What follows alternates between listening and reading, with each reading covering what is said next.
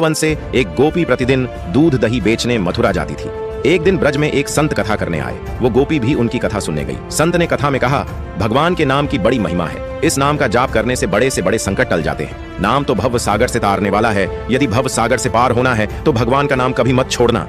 कथा समाप्त होने के बाद वो गोपी अगले दिन फिर से दूध बेचने चली गई। उसी बीच रास्ते में यमुना जी थी। इसको देखकर गोपी को संत की बात याद आ गई कि संत ने कहा था, भगवान का नाम तो भव सागर से पार लगाने वाला है। उसने सोचा, जिस भगवान का नाम भव सागर से पार लगा सकता है तो क्या उन्हीं भगवान का नाम मुझे इस नदी से पार नहीं लगा सकता। इसी निस्वार्थ भाव के साथ गोपी भगवान का नाम लेकर यमुना जी की ओर आगे बढ़ गई।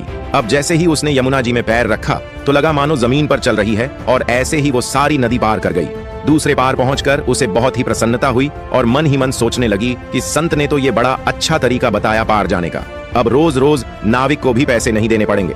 एक दिन गोपी ने विचार किया कि संत ने मेरा इतना भला किया है, मुझे उन्हें खाने पर बुलाना चाहिए। अगले दिन गोपी जब दही बेचने गई तब संत को भोजन का निमंत्रण दिया। संत तैयार हो गए और उसके साथ जाने लगे। अब बीच में फिर यमुना नदी आई। संत नाविक को बुलाने लगे तो गोपी बोली, बाबा आप नाविक को क्यों बुला रहे हैं, हम ऐसे ही यमुना जी में चलेंगे। संत बोले, गोपी कैसी बात करती हो, यमुना जी को ऐसे ही कैसे पार करेंगे। गोपी बोली, बाबा आपने ही तो कथा में कहा था कि भगवान का नाम लेकर भवसागर को भी पार किया जा सकता है, तो मैंने सोचा जब भवसागर से पार हो सकते हैं तो यमुना जी से पार क्यों नहीं हो सकते। मैं ऐसा ही करने लगी, इसलिए मुझे अब नाव की जरूरत नहीं पड़ती। संत को ये सुनकर विश्वास नहीं हुआ और वो गोपी को कहने लगे, पहले तू चल, मैं तुम्हारे पीछे पीछे आता हूँ। गोपी रोजाना की तरह नाम का आश्रय लेकर यमुना जी को पार कर गई। गोपी को देखने के बाद जैसे ही संत ने यमुना जी में पैर रखा तो झपाक से पानी में गिर गए। ये देखकर संत बहुत हैरान हो गए। अब गोपी ने जब देखा कि संत तो पानी में गिर गए हैं, तब गोपी वापस आई और संत का हाथ पकड़कर जब चली तो संत भी गोपी की भांति ही ऐसे चले जैसे जमीन पर चल रहे हों। ये चमत्कार देखने के बाद संत उस गोपी के चरणों में गिर गए और कहने लगे कि गोपी